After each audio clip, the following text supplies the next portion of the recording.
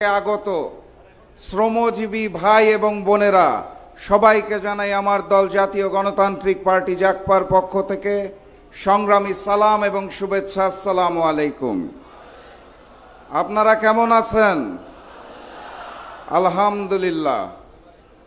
আমাদের দলের একটা স্লোগান আছে, স্লোগানটা হচ্ছে লড়াই ছাড়া মেহনতি জনতার মুক্তি নাই।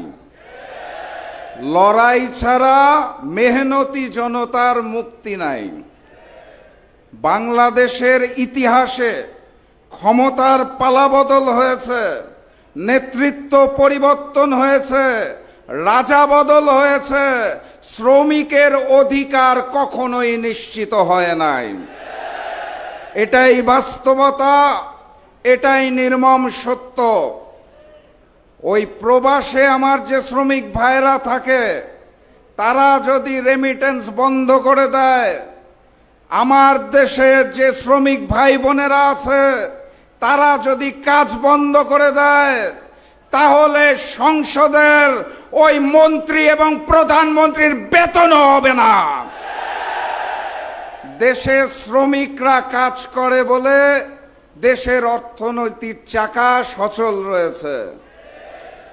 নেওয়ার বেলায় শ্রমিক ভাইরা মহান, দেওয়ার বেলায় শ্রমিক ভাইদেরকে আমরা চিনি না। এই শ্রমিক ভাইদের রক্ত, ঘাম এবং শ্রমের মাধ্যমে যেই বাংলাদেশ গড়ে উঠেছে, সেই বাংলাদেশে আমরা শ্রমিক ভাই এবং বোনদের সকল নিরাপত্তা এবং প্রাপ্যতা বুঝে নিতে চাই।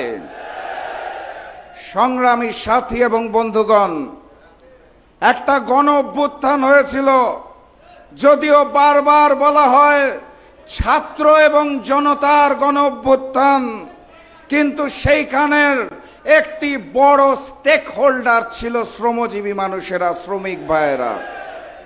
সেই শ্রমিক ভাইদের আন্দোলনে হাজারো শহীদের রক্তের বিনিময়ে আমরা যেই নতুন বাংলাদেশ পেয়েছি, সেই বাংলাদেশে আমরা আশা করেছিলাম আর কখনো স্বৈরতন্ত্র কায়েম হবে না।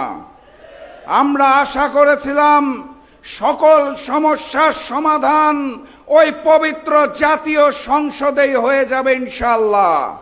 আমরা আশা করেছিলাম আমাদেরকে আর রাজপথে নামতে হবে না।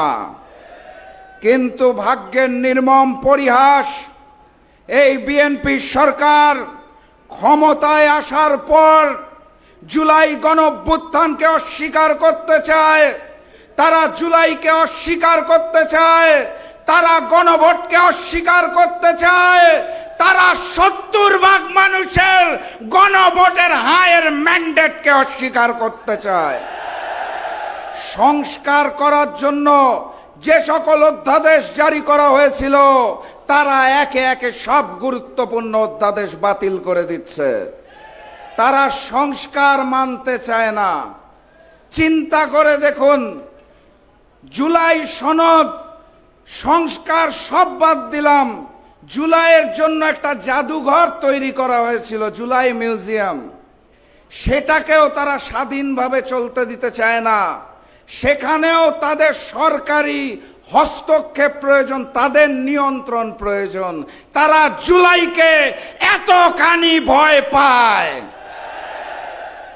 কারণ তারা জানে জুলাইয়ে শুধুমাত্র ফ্যাসিস্ট শেখ হাসিনা এবং আওয়ামী লীগের পতন হয় নাই, সেই দিন ওই ভারতীয় আধিপত্যবাদেরও পতন হয়েছিল।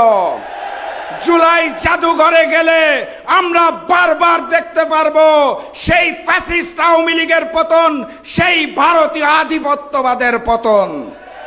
তারা সেই দৃশ্য আমাদেরকে দেখাতে চায় না। তারা জুলাইকে ভয় পায় কারণ তারা জানে আমরা রক্ত দিতে শিখে গিয়েছি।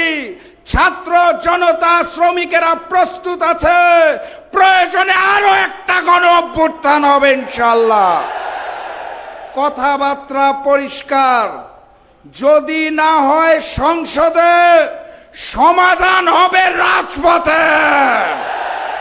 আপনারা প্রস্তুত আছেন? 1 জুলাই গিয়েছে, আর 1 জুলাই আসবে ইনশাআল্লাহ। মুক্তির আন্দোলনে ঝাঁপিয়ে পড়তে হবে, আজাদির আন্দোলনে ঝাঁপিয়ে পড়তে হবে।